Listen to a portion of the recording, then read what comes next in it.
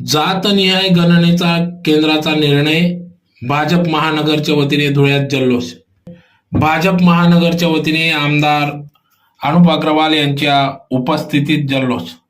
जातनिहाय जनगणना करण्याचा निर्णय केंद्र सरकारने घेतला असून हा निर्णय जनहिताचा असल्याने भाजपा धुळे महानगरच्या वतीने आज नव्या महापालिकेच्या इमारतीसमोर या ठिकाणी भव्य असा जल्लोष व्यक्त करण्यात आला। फटाक्यांची आतिषबाजी करत, ढोल ताशे बडवत, पेढे भरून या ठिकाणी भाजप कार्यकर्त्यांनी जल्लोष व्यक्त केला। या प्रसंगी या ठिकाणी धुळे शहराचे आमदार अनुप अग्रवाल यांनी सांगितले की जातनिहाय जनगणनेचा निर्णय हा अतिशय महत्त्वाचा असून या निर्णयानंतर काँग्रेस फुकटची श्रेय घेण्याचा प्रयत्न करीत आहेत। आमच्या मागणीमुळेच केंद्राने जातनिहाय जनगणनेचा निर्णय घेतला असे सांगत असून काँग्रेसने श्रेय घेण्याचा केविलवाणा प्रयत्न करू नये। मनमोहन सिंग सरकारने 2010 मध्ये जातनिहाय जनगणनेसाठी निधीची तरतूद केली, परंतु त्यांना ते जमले नाही।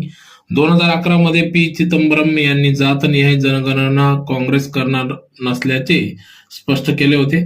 2021 मध्ये केंद्रीय गृहमंत्री अमित शहा यांनी भाजप सरकारच्या जातनिहाय जनगणना करणार असे सांगितले होते। आता पंतप्रधान नरेंद्र मोदी यांनी जनगणनेचा निर्णय घेतला।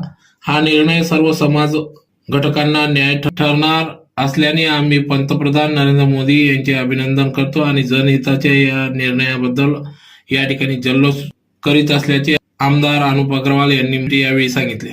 तर या प्रसंगी या ठिकाणी भाजप जिल्हाध्यक्ष गजेंद्र आंबटकर, माजी महापौर प्रदीप करपे, जयश्रीताई अहिरराव, प्रतिभाताई चौधरी, अल्फा अग्रवाल, कल्याणीताई आंबटकर, डॉक्टर सुशील महाजन, ओम खंडेलवाल, विजय पाचपूरकर, यरमनप्पा गवडी, ॲडव्होकेट किशोर जाधव, सागर चौधरी, संजय बोरसे, हर्षकुमार रेलन, नागसेन बोरसे, आकाश परदेशी, नरेंद्र चौधरी, अमोल मासुडे, संतोष कतार, सागर चौधरी, कमलाकर पाटील, बबनराव चौधरी, राजेश पवार, दगडू बागुल, भगवान देवरे, प्रशांत बागुल, रजनीश निंबाळकर, शरद चौधरी, अमोल मराठे, पप्पू डापसे, किशोर चौधरी, पंकज धात्रक, राजेंद्र खंडेलवाल, बंटी धात्रक, पवन जाजू, बंशी जाधव, सुहास आंबटकर, राजेश शहा, मुन्ना शितोडे, श्याम पाटील, तुषार भागवत, किशन जाधव, अनिल थोरात, यशवंत येवलेकर यांच्यासह पदाधिकारी कार्यकर्ते या ठिकाणी मोठ्या संख्येने उपस्थित होते।